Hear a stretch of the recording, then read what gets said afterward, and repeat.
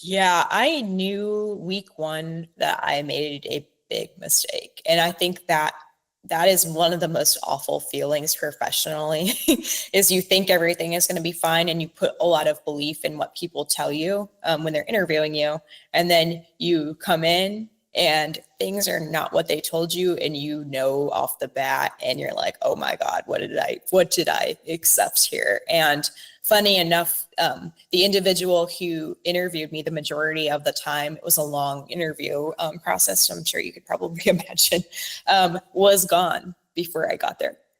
Oh, Like that, wow. they were kind of my big advocate, and then they had vanished. And I didn't know about that until I joined. Oh, I was getting onboarded, and I'm like, what happened to her? Like, where did she Oh, go? And they're like, oh, she took another job. And I like found her on LinkedIn, and I asked what happened and a few follow-up questions. And I did not much care for what she told me had happened.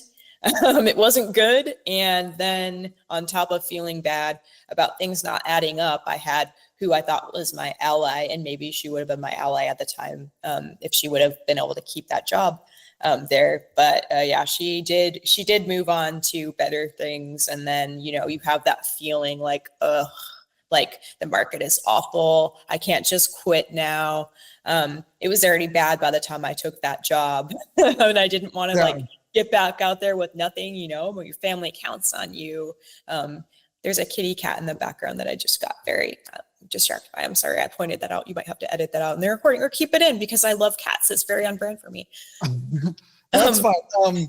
Yeah, they like cameos. Yeah, so I think for businesses that are and like, because if they keep having this revolving door of people leaving and joining, it's going to kill their profits because they keep having to rehire people, and like the cost of hiring a new person and bringing them up to speed is really expensive. And so for companies that maybe are the leaders are realizing, oh, we have this sort of issue, what are some steps that a business can take to start building these channels for employees to communicate and to kind of break out of the habit of micromanaging people and learning how to trust their teams better? What are some suggestions you have for how they could do that?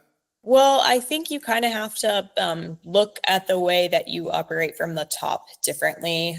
You're not going to just get people, if you've always been the kind of the company who's just shouting down to people and you don't have, you haven't made it a habit before to get their input or collaborate with them or ask like how they feel about items and whatnot, they're not going to believe you initially. They're going to be, you know, little bit skeptical that anything that you're wanting to do can actually be possible. Like I'd be like that too.